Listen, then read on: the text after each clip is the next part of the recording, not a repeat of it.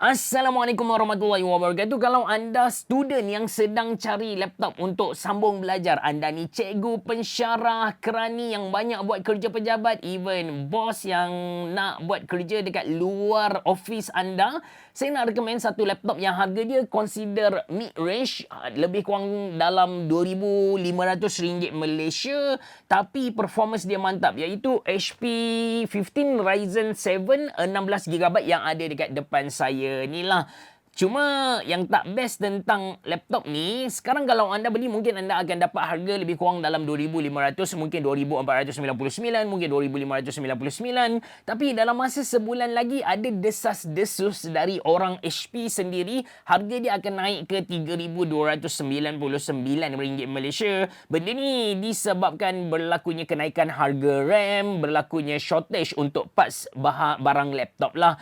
So kalau anda berminat untuk beli, memang anda kena beli sekarang ataupun mungkin pada bulan depan. Jangan tunggu lama-lama. Tanpa melengah lagi, anda bersama saya Ashraf Jeffrey dalam channel YouTube Monaliza. Kalau anda belum tekan butang subscribe, pastikan anda tekan butang subscribe dan juga butang loceng yang ada dekat tepi dia. And jangan lupa untuk follow TikTok saya. Link ada dalam ruangan description box below. Okey, kita akan pergi ke dia punya physical terlebih dahulu. Kemudian barulah saya sembang tentang dia punya performance. Saya dah test laptop ni dengan game, saya dah test dengan video editing.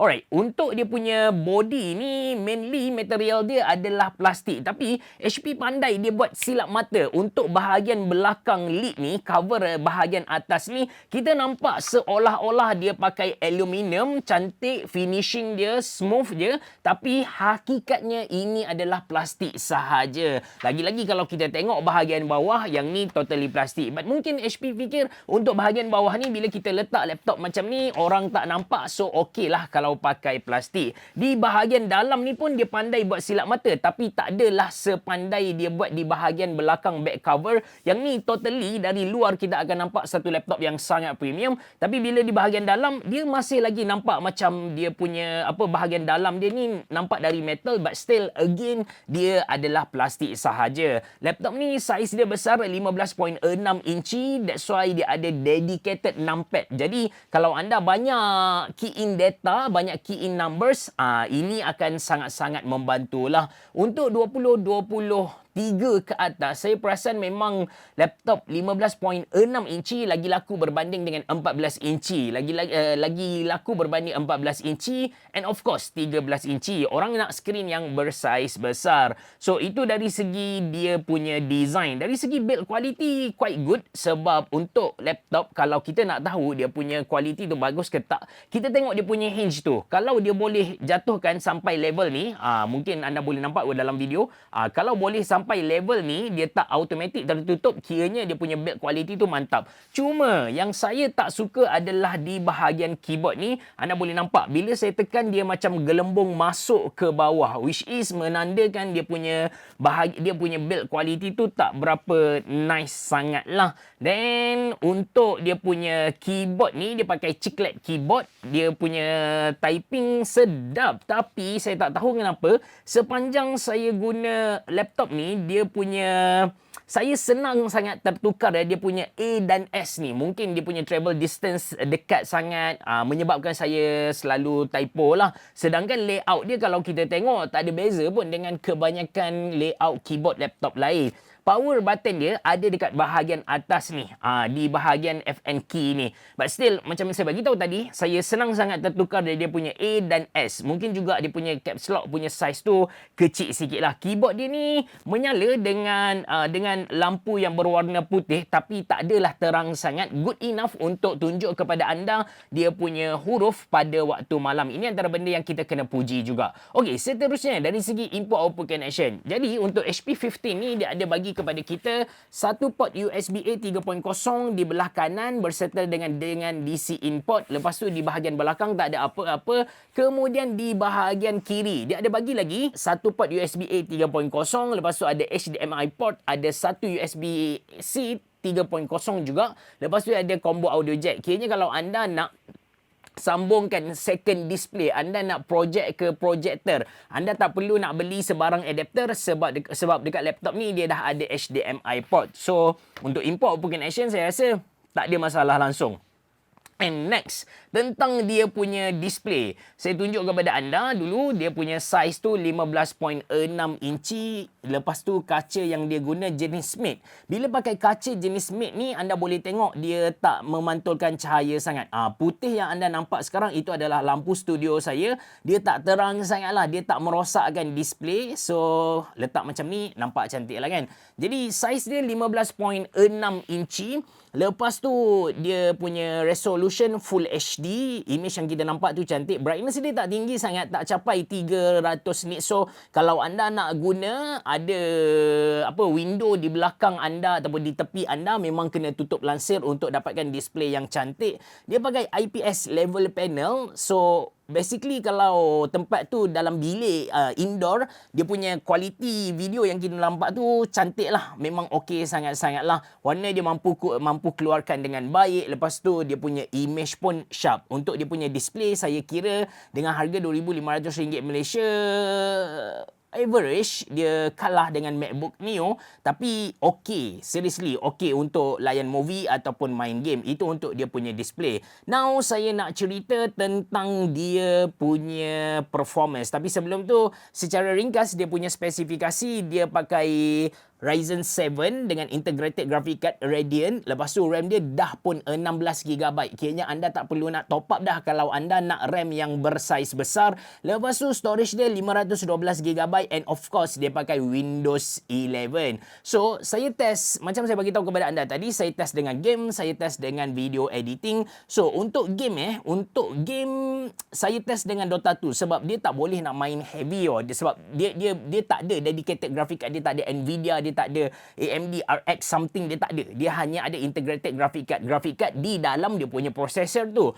So untuk game yang heavy macam Cyberpunk memang tak boleh main lah. Untuk game e-sport macam Dota 2, Valorant, anda boleh layan juga. Dota 2 setting kena set kepada yang lowest, yang paling rendah, tapi anda boleh maksimumkan dia punya render quality. By that anda akan dapat quality image ataupun video yang cantik jugalah. Dia punya hero tu nampak sharp. Cuma adalah benda yang kurangnya, iaitu contoh macam animation hero di bahagian bawah tu dia tak bergerak. Lepas tu shadow pun tak ada, texture dekat pokok-pokok pun hilang.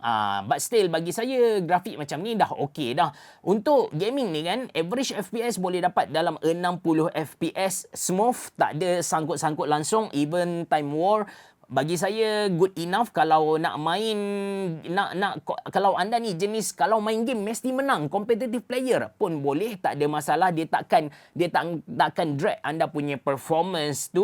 Tapi itulah, grafik anda kena main dengan yang lowest. Untuk video editing, saya test dengan Adobe Premiere. Klip video yang saya edit adalah 4K. Saya rendahkan dia punya playback ke 1/2.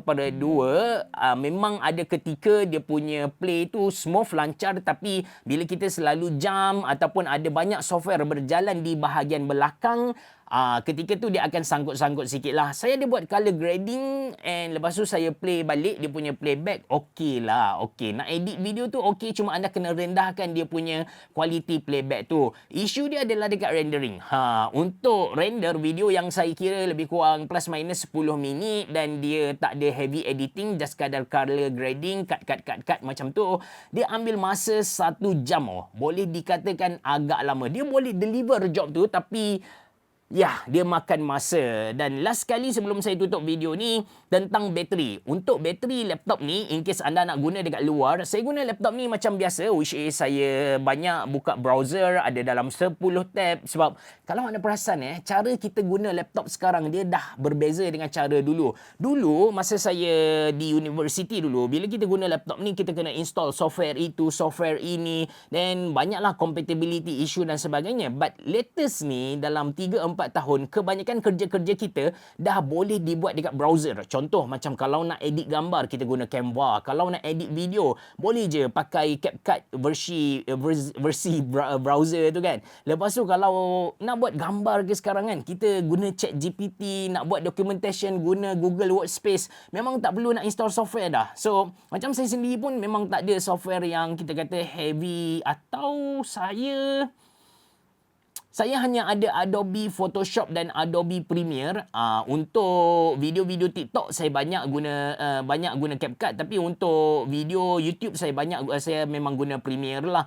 But mostly kerja saya memang duduk dekat browser sahaja. So laptop macam ni dah good enough untuk saya. Alright. Balik pada topik bateri, kalau guna macam saya, ada 10 tab sedang run, tak ada main game, tak ada edit video guna Premiere, just betul-betul dekat browser, dia punya bateri tu 3 jam dah 80% drain dah. So di situ pun mungkin bagi setengah orang dia antara kelemahan lah, sebab bila kita keluar rumah tak adanya keluar 3 jam saja kan, mesti lebih sikit. So anda kena tahulah bateri dia 3 jam akan drain dalam 80%, mungkin tak sampai 4 jam lah dia punya bateri totally kiong. Okey, sebagai kesimpulan, dia punya kelebihan, dia punya kelemahan, tapi dengan harga RM2,500 Malaysia bagi saya sangat-sangat berbaloi. Bila dia dah naik ke RM3,000 tu, kalau masa tu ada laptop gaming yang ada dedicated graphic card harga sama, dan yang tu lagi berbaloi berbanding dengan yang ni. Cuma yang ni lagi nipis. For sure yang ni lagi nipis berbanding dengan mana-mana laptop gaming yang ada dedicated graphic card. Kalau anda, macam saya beritahu di awal video, kalau anda ni student, anda tak ada guna software yang pelik-pelik macam AutoCAD, anda tak ada guna Adobe Premiere, lepas tu Adobe Photoshop tak ada masalah, lepas tu Adobe Premiere pun tak ada masalah, anda boleh guna untuk editing, cuma dia punya rendering time tu lama. Lepas tu anda ni kerani, cikgu, guru-guru yang banyak key in data, banyak guna kerja-kerja documentation, seriously HP 15 Ryzen 7 ni dah memadai untuk anda. Saya sangat-sangat recommend. Anda boleh tekan link yang saya sediakan dalam ruangan description box below. Terima kasih kerana menonton. Assalamualaikum warahmatullahi wabarakatuh. Berabah. Jumpa lagi.